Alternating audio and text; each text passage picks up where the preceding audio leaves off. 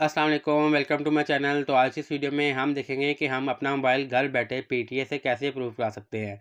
Simple step है, आप अगर एंड्रॉयड फ़ोन है या आईफोन है, आप सिंपली घर बैठे अपना मोबाइल इजीली पीटीए से अप्रूव करा सकते हैं। कुछ स्टेप्स हैं, इनको आपने ऑनलाइन जो है फॉलो करना है। मोबाइल के ज़रिए इजीली आप इसके ज़रिए एप्लीकेशन की दर्ज करा सकते हैं। उसके बाद आपको तस्दीकी एसएमएस आता है।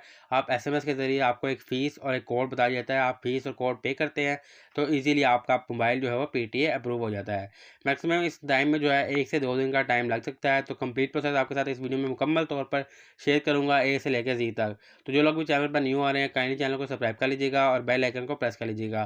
तो चलिए मोबाइल का स्क्रीन पे चलते हैं और प्रोसेस को जो है वो स्टार्ट करते हैं। तो सबसे पहले जो मोबाइल आपने पीटी से अप्रूव कराना है वो एंड्रॉयड है, आईफ़ोन है, आपका उसको आईएमईआई नंबर मालूम होना चाहिए। आईएमईआई नंबर जो होता है हर मोबाइल का एक आइडेंटिटी नंबर होता है। जैसे हम इंसानों का आईडी कार्ड बना होता है शनाख्त के लिए, मोबाइलों की शनाख्त के लिए एक आईएमईआई नंबर होता है जिसके ज़रिए आप पीटीए में उसको अप्रूव करा सकते हैं। हर मोबाइल का आईएमईआई नंबर चेंज होता है, तो आईएमईआई नंबर आपने खुसूसी तौर पर सही करके उसको एंटर करना है। तो एंटर कैसे करना है, आपका जो भी मोबाइल है अगर आपके पास बॉक्स है तो बॉक्स के ऊपर आईएमईआई नंबर लिखा होगा, नहीं तो आपने मोबाइल के डायल पैड पर आ जाना है। सिम बेशक नहीं डली हुई, आपने कोड डायल करना है *#06#। जैसे ही डायल करेंगे आपके सामने आपके मोबाइल के आईएमईआई नंबर शो होंगे। अब इस मोबाइल के 2 आईएमईआई नंबर हैं, किसी मोबाइल का 1 हो सकता है, किसी के 3 भी हो सकते हैं। तो इसको आपने एज इट इज़ स्क्रीनशॉट लेके अपने पास इस मोबाइल को रख लेना है जिसको आपने अप्रूव कराना है। फिर आपने एक दूसरा मोबाइल लेना है जिसमें कोई सिम हो और वो सिम जो है वो एक्टिव हो। एक्टिव इसलिए क्योंकि जब हम कोड डायल करेंगे तो हमें एक एक्टिवेशन का जो है यानी कि एसएमएस आएगा पीटीए की जानिब से। तो वो एसएमएस मौसूल होने के लिए उस सिम का ऑन होना लाज़मी है। तो जो भी सिम आप मोबाइल ले लें उसमें आपने कोड डायल करना है *8484#। ये कोड है मैं स्क्रीन पे चला भी दूँगा। *8484 कोड से आपने डायल करना है कोड। जो सिम से आप ऑन है उस सिम को आपने सेलेक्ट कर लेना है। तो हमारे सामने जो है ये देखिए यूएसएसडी कोड जो है रनिंग स्टार्ट हो गया है। अब हमें ये ऑप्शन दे रहा है कि मोबाइल रजिस्टर सिस्टम में आपका वेलकम है। आप इंग्लिश में जाना चाहते हैं या उर्दू में? आप इंग्लिश उर्दू में से जो सा लैंग्वेज चाहे सेलेक्ट कर सकते हैं। दोनों का प्रोसेस जो है वो सेम है। तो हम इंग्लिश के लिए सिलेक्ट 1 करते हैं और सेंड के बटन पे क्लिक करते हैं। अब हमें ये 5 ऑप्शन दे रहा है। अभी जो हमने सेलेक्ट कर लेना है वो वर्स्ट है क्योंकि अभी हम रजिस्टर करवा रहे हैं। सेकंड में ये होता है जब हम रजिस्टर करवा चुके होते हैं तो हम वेट कर रहे हो तो हम यहाँ से अपनी एप्लीकेशन का स्टेटस जो है वो ट्रैक भी कर सकते हैं कि हमारी एप्लीकेशन कहाँ तक पहुँची है। थर्ड में ये आता है कि अगर रजिस्ट्रेशन किसी कारण आपने डिलीट करवानी है, आपने अभी रजिस्ट्रेशन नहीं करवानी, तो 3 पे करके आप उसको कैंसिल भी करवा सकते हैं, डिलीट भी करवा सकते हैं। तो अगर आप डिवाइस का स्टेटस जानना चाहते हैं कि कहाँ तक है तो ये 5 के ज़रिए तमाम चीज़ें आप कर सकते हैं। अभी जो हम रजिस्ट्रेशन स्टार्ट करने लगे हैं तो हमने 1 के बटन पे क्लिक कर लेना है और यहाँ से हमने सेंड कर देना है। अब हमें 2 ऑप्शन दे रहा है कि आप पाकिस्तानी लोकल हैं या इंटरनेशनल और फॉरेनर हैं। जो इंटरनेशनल टूरिस्ट आते हैं वो भी पीटीए से अप्रूव करवा लेते हैं अपना मोबाइल। तो अगर आप फॉरेनर के लिए कर रहे हैं तो सेकंड पे करेंगे, अगर आप पाकिस्तानी अपना है लोकल है तो आपने 1 करके सेंड के बटन पे क्लिक कर लेना है।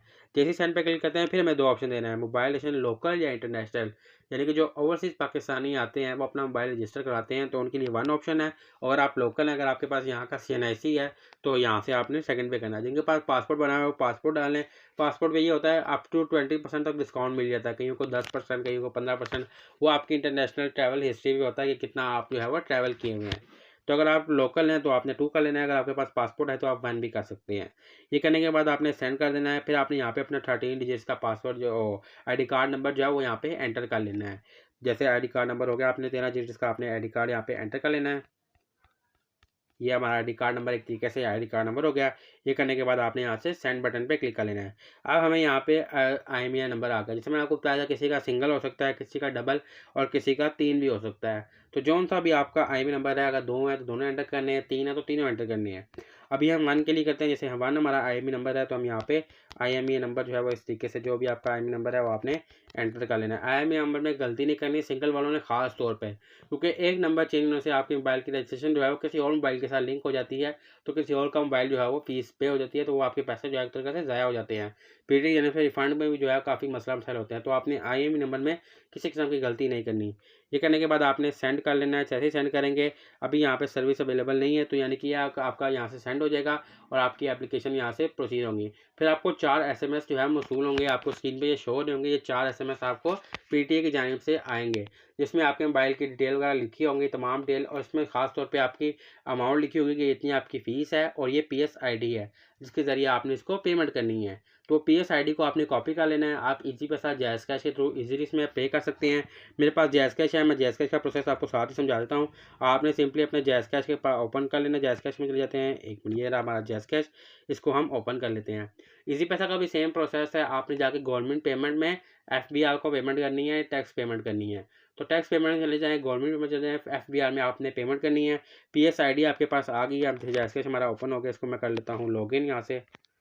तो लॉगिन करने के बाद आपने जाना है गवर्नमेंट पेमेंट में चले जाएँ, टैक्स पेमेंट में चले जाएँ। तो हमने यहाँ से जाते हैं मोर में। यहाँ से हम मोड में जाने के बाद स्क्रॉल करके नीचे यहाँ पे मैं गवर्नमेंट पेमेंट का ऑप्शन मिल जाता है। टैक्स देखें, गवर्नमेंट पेमेंट आ गया है और यहाँ पे मैं लास्ट में टैक्स पेमेंट आ गया। दोनों में से जो मर्जी आप सेलेक्ट कर लें, गवर्नमेंट पेमेंट में कर लें, वहाँ पे भी आपको FBR का ऑप्शन मिल जाता है। टैक्स पेमेंट में भी आपको FBR का ऑप्शन जो है मिल जाता है। आपने FBR को सिलेक्ट कर लेना है और यहाँ पे आपने अपनी PS ID डालनी है। जैसे ही PS ID डालेंगे, यहाँ से आप कंटिन्यू करेंगे तो आपको अमाउंट शो होगी। अगर तो वो अमाउंट सेम है जो आपको SMS में वसूल हुई है, तो आपने पेमेंट कर देनी है। अगर वो पेमेंट नहीं, अगर अमाउंट चेंज होती है तो आपने पेमेंट नहीं करनी। आपने चेक करना है कि आपकी PS ID सेम है। अगर सेम है तो पेमेंट जो है बिल्कुल सेम होगी, तो आपने यहाँ से पेमेंट कर देनी है। अब आ जाते हैं टाइम की तरफ। आप जब फर्स्ट SMS सेंड करते हैं, जिसमें आप अपना IME नंबर, ID कार्ड की डिटेल, ये तमाम डिटेल आप सेंड करते हैं, तो आपको SMS जो है कभी कभार फ़ौरन आ जाता है या फिर 24 घंटे भी इसमें लग सकते हैं। विदिन 24 घंटे आपको SMS मौसूल हो जाता है। अगर इन केस आपको SMS मौसूल नहीं होता, तो आपने दोबारा से जो है इसको किसी नंबर चेंज करके किसी और मोबाइल के ज़रिए आपने ये तमाम प्रोसेस को जो है रिपीट करना होता है। मोस्टली जो है 24 आवर्स में आपको SMS आ जाता है, जिसमें आपका PS ID और अमाउंट डिटेल, तमाम डिटेल जो मैंने स्क्रीन पर आपको दिखाई, ये तमाम डिटेल आपको शो हो जाती हैं। अगर नहीं आता तो आप मोबाइल चेंज करके दें। अगर 2 से 3 मोबाइल चेंज करने पे भी आपको SMS नहीं आता, तो आप समझ जाएँ कि आपका मोबाइल जो है वो लॉक है। अक्सर ये होता है कि मोबाइल जो होते हैं कुछ चोरी के आते हैं, तो बाहर से उनके IME नंबर जो है वो चेंज करके आगे भेज दिए जाते हैं। तो पीछे से उसकी IMEI नंबर जो होते हैं वो लॉक होते हैं। तो वो जो है वो अप्रूव नहीं करते PTA, तो इसी वजह से जो है आपको तस्दीकी SMS किसी किस्म का मौसूल नहीं होता, क्योंकि वो ऑलरेडी जो है वो ब्लॉक होते हैं। वरना अदरवाइज़ जो है आपको 24 आवर्स में आ जाता है SMS। और जैसे ही आप पेमेंट करते हैं, पेमेंट करने के बाद 2 से लेकर 24 घंटे तक का टाइम होता है। इस दौरान आपको तस्दीकी SMS दोबारा से आ जाता है और आपका मोबाइल जो है वो PTA अप्रूव हो जाता है। दोनों केसेस में अगर फर्स्ट वाले में नहीं आता, तो ज़ाहिर-सी बात है आपका IMEI नंबर लॉक है, उस मोबाइल का कुछ नहीं हो सकता। आप उसको जो है रीसेल वगैरह करें, या जिससे आपने लिया आप उसको रिटर्न वगैरह कर दें, क्योंकि उसका प्रोसेस जो है वो काफ़ी लंबा है। अगर पेमेंट करने के बाद कोई एरर आता है 24 आवर्स में, तो आप PTA की हेल्पलाइन पे राब्ता कर सकते हैं और उनसे पूछ सकते हैं, या इसी तरीके से प्रोसेस में 848 डाल करके अपनी रजिस्ट्रेशन का जो है वो स्टेटस भी मालूम कर सकते हैं। जैसे मैंने आपको बताया, वहाँ पे आपने तमाम डिटेल डाल के अपनी दोबारा से रजिस्ट्रेशन का स्टेटस डालना है कि आपकी PTA जो अप्रूवल है वो कहाँ तक पहुँची है। वरना 24 आवर्स के अंदर अंदर ही आपका PTA अप्रूव होके आ जाता है। तो इस तरीके से आप अपना मोबाइल जो है PTA से अप्रूव कर लेते हैं। उम्मीद करता हूँ आपको तमाम प्रोसेस जो है वो डिटेल में समझ आ गया होगा। फिर भी कोई चीज़ नहीं समझ आई, किसी को कोई मसला आता है, तो आप मुझे कमेंट करके भी पूछ सकते हैं। तो ये थी आज की वीडियो। अगर आप ऐसी और वीडियो देखना चाहते हैं, तो मेरे चैनल को लाज़मी सब्सक्राइब कर लीजिएगा, बेल आइकन के बटन को प्रेस कर लीजिएगा। तो मैं मिलता हूँ आपसे नेक्स्ट वीडियो में। तब तक अपना ख्याल रखिएगा। अल्लाह हाफ़िज़।